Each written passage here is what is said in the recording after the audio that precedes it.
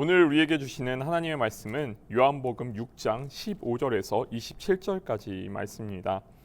봉독하겠습니다. 그러므로 예수께서 그들이 와서 자기를 억지로 붙들어 임금으로 삼으려는 줄 아시고 다시 혼자 산으로 떠나가시니라. 저물매 제자들이 바다에 내려가서 배를 타고 바다를 건너 가버나움으로 가는데 이미 어두웠고 예수는 아직 그들에게 오시지 아니하셨더니 큰 바람이 불어 파도가 일어나더라. 제자들이 노를 저 시별이쯤 가다가 예수께서 바다 위로 걸어 배에 가까이 오심을 보고 두려워하거늘 이르시되 내니 두려워하지 말라 하신대. 이에 기뻐서 배로 영접하니 배는 곧 그들이 가려던 땅에 이르렀더라. 이튿날 바다 건너편에 서 있던 무리가 배 한 척 외에 다른 배가 거기 없는 것과 또 어제 예수께서 제자들과 함께 그 배에 오르지 아니하시고 제자들만 가는 것을 보았더니 그러나 디베랴에서 배들이 주께서 축사하신 후 여럿이 떡 먹던 그곳에 가까이 왔더라. 무리가 거기에 예수도 안 계시고 제자들도 없음을 보고 곧 배들을 타고 예수를 찾으러 가버나움으로 가서 바다 건너편에서 만나 랍비여 언제 여기 오셨나이까 하니 예수께서 대답하여 이르시되 내가 진실로 진실로 너희에게 이르노니 너희가 나를 찾는 것은 표적을 본 까닭이 아니요 떡을 먹고 배부른 까닭이로다. 썩을 양식을 위하여 일하지 말고 영생하도록 있는 양식을 위하여 하라. 이 양식은 인자가 너희에게 주리니 인자는 아버지 하나님께서 인치신 자니라. 아멘. 오늘 말씀의 제목은 질문을 내려놓게 되는 자리입니다. 우리가 배우고 경험한 것들과는 다르게 내가 피부로 느끼는 현실과 눈에 보이는 것들이 다르게 느껴질 때가 있습니다. 그때 우리는 왜? 라고 질문합니다. 그 질문에 질문이 꼬리를 물고 우리를 새로운 지식과 또 낯선 진실로 향하게 만듭니다. 요한복음 6장에 보리떡 기적을 일으키신 예수님께서 자신을 로마 황제를 대신할 정치적 왕으로 추대하려는 사람들을 내버려 두신 채 제자들을 먼저 떠나보내시고 산으로 향하셨는지 우리는 왜라는 궁금증을 갖게 됩니다. 왜 예수님은 그때 산에 올라 기도하신 걸까요? 그리고 다시 예수님이 나타나셨을 때 제자들은 이제 왜라는 질문을 넘어 예수님의 신적인 모습의 현현을 목격합니다. 그 의미를 찾아가 보겠습니다. 왜라는 질문은 우리에게 과학의 발전을 가져오기도 했습니다. 대표적으로 최근 북반구를 휩쓸고 있는 겨울 한파에 대해서도 과학을 통한 합리적인 설명을 들을 수 있습니다. 어째서 지구 온난화인데 겨울이 더 따뜻해야 되는 게 아닌가 그렇게 생각할 수 있습니다. 하지만 사실 이번 겨울 날씨가 극도로 추워진 것은 역설적이게도 지구가 따뜻해졌기 때문이라고 합니다. 지구가 점점 더워져서 북극에만 갇혀 있던 찬 공기가 북극권을 벗어나 이제 아래까지 내려오게 된 것입니다. 이렇게 생긴 이상 기후가 지금 우리가 겪는 한파의 이유라고 합니다. 이제 북극에는 얼음이 얼마 남지 않았다고 합니다. 이렇게 우리를 지식과 지혜로 이끄는 왜라는 질문과 호기심은 하나님이 우리에게 주신 또 하나의 선물이며 은혜입니다. 감리교 운동을 이끈 존 웨슬리 목사님은 질문하는 힘, 즉 이성이 모든 사람에게 값없이 주어진 하나님의 선행 은총의 한 부분이며 이 희미한 빛이 모든 사람을 구원으로 안내하는 입구라고 말씀하셨습니다. 출애굽기 3장의 모세도 이런 평범한 질문을 통해 일생이 바뀌게 됩니다. 불이 붙었지만 타지 않는 떨기 나무라니 이를 보고 모세가 질문합니다. 새번역 성경 출애굽기 3장 3절의 말씀입니다. 모세는 이 놀라운 광경을 좀 더 자세히 보고 어째서 그 떨기가 불에 타지 않는지 알아보아야 하겠다고 생각하였다. 떨기 나무에 불이 붙었는데 나무가 타지 않고 있다는 것을 본 사람이라면 누구나 모세처럼 질문했을 겁니다. 이처럼 당연하고도 평범한 질문이 모세의 일생을 바꾸었습니다. 이 물음을 계기로 모세는 하나님을 만납니다. 모세의 눈앞에 아무리 신기한 현상이 펼쳐져도 그의 모든 마음이 둔해져 있었다면 모세는 그냥 무심코 그 장면을 지나칠 수도 있었을 겁니다. 떨기나무의 불 가운데서 하나님이 자기 자신을 보이고 계셨지만 모세는 그것이 하나님이 자신을 찾고 계시는 중이란 것을 눈치채지 못했을지도 모릅니다. 물론 모세도 거기에 하나님이 계시라고는 꿈에도 생각지 못했습니다.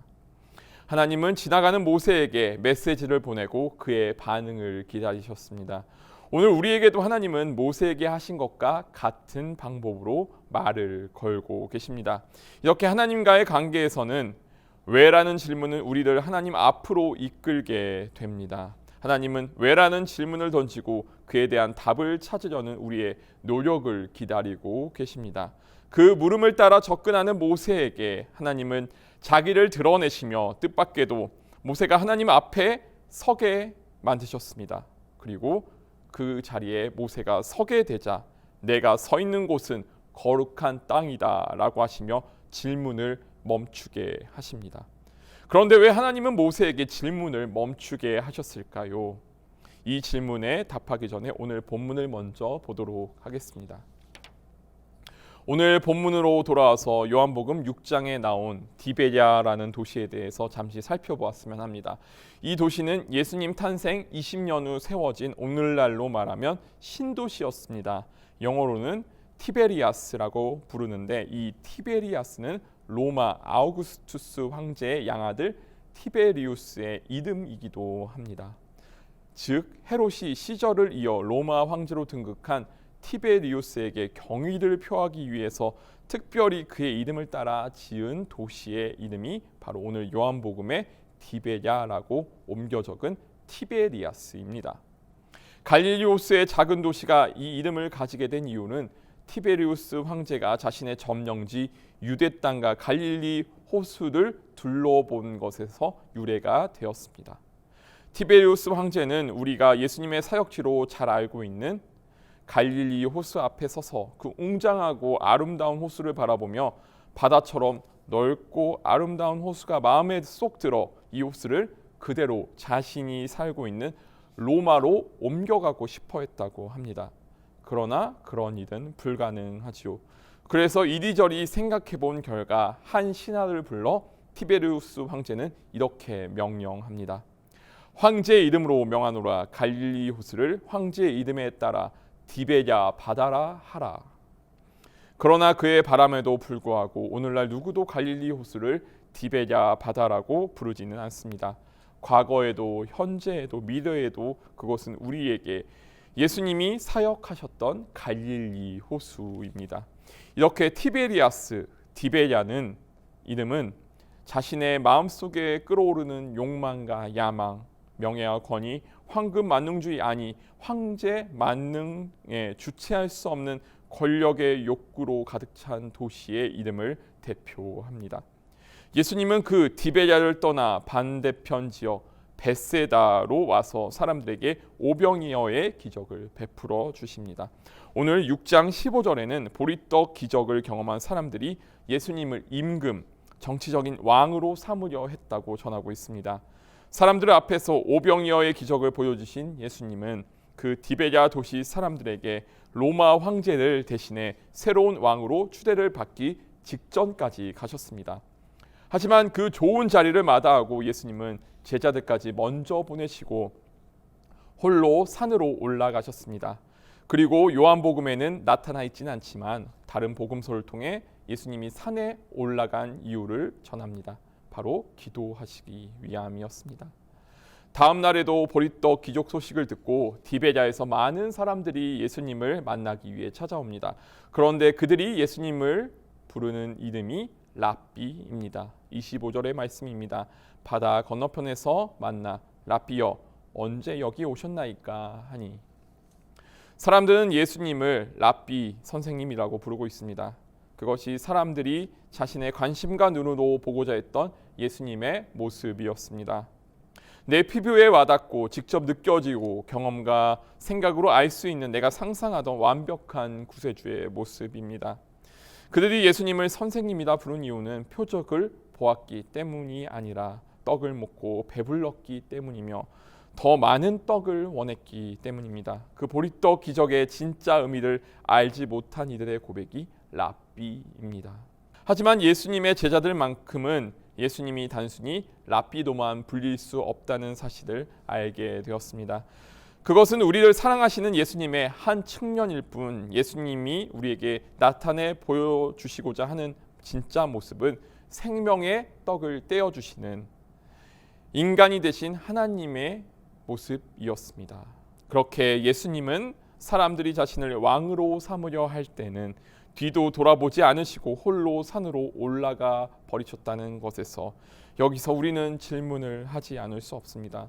왜 예수님은 그 최고의 순간에 무대 위에서 사라지신 것일까? 홀로 기도하러 산에 올라가신 것일까?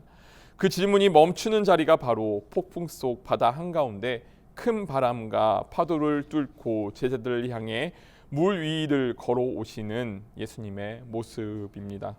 그 모습은 마치 하나님이 모세 앞에서 나타나신 것과 같은 모습이었습니다.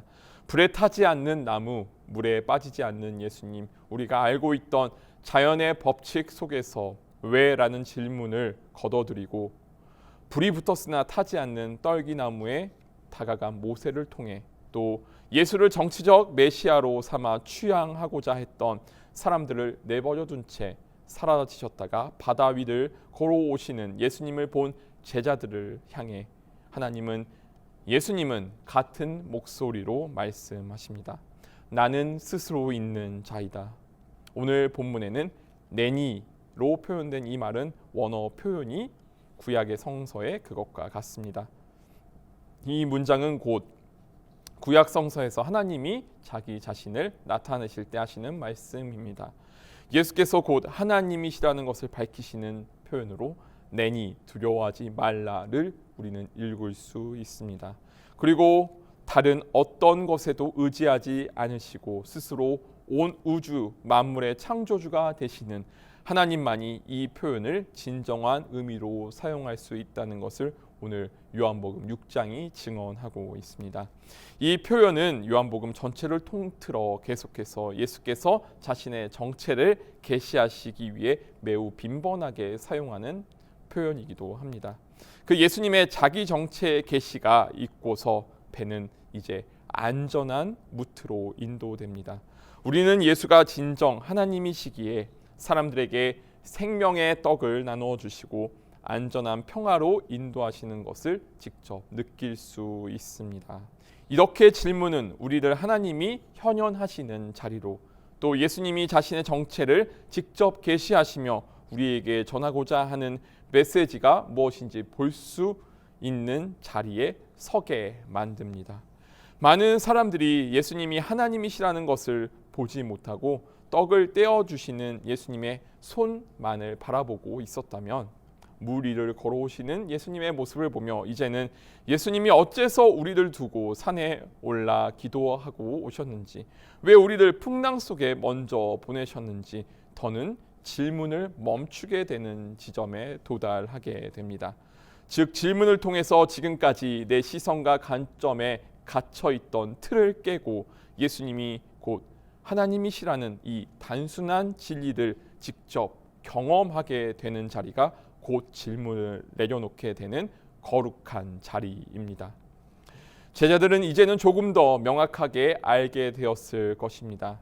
지금 나와 함께 하시는 예수님이 우리에게 일용할 양식 만나를 제공해 주시는 분임에는 틀림없지만 무엇보다도 예수님은 하늘의 양식을 주시기 위해 이 땅에 오신 분이라는 사실을 말입니다.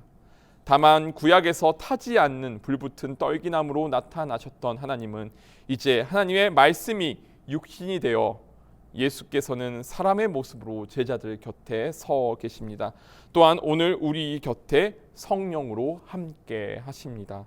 이 세상과 나의 외부를 향해 열려 있는 왜라는 질문이 우리들 하나의 관념과 이미지에 갇히지 않고 끊임없이 새로운 일을 이루어 가시며 우리를 선한 길로 인도하시는 하나님의 모습을 열린 마음과 시야로 보게 합니다. 폭풍을 뚫고 내 앞에 현현하시는 예수님의 모습을 그대로 보게 합니다. 이제 예수님이 떡을 떼시는 손의 끝이 아니라 우리의 눈 앞에 나의 주님 되신 예수님의 모습을 있는 그대로 바라볼 때입니다. 그 예수님의 모습을 보며 이제 왜라는 질문을 내려놓고 성령의 인도하심에 이끌려 가기를 소망합니다. 성령의 인도하심이 오늘 나에게 주어진 하루와 일주일, 한 달과 1년을 또 평생을 인도하심을 믿습니다. 다 함께 기도드리시겠습니다. 사랑의 하나님 감사합니다. 오늘 요한복음 6장을 통하여서 또 모세에게 현현하신 그 하나님의 모습을 통하여서 왜라는 질문이 우리들 하나님께 또 예수 그리스도께 성령께 다가가게 하게 하심을 배웠습니다. 주님, 하지만 그 질문을 걷어들일 자리가 있음을 또한 알게 하시니 감사합니다.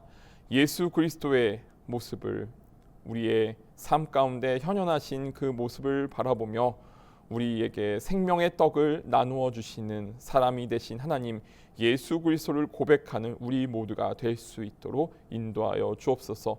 이 모든 것 사랑이 많으신 우리 주 예수 그리스도의 이름으로 기도드립니다.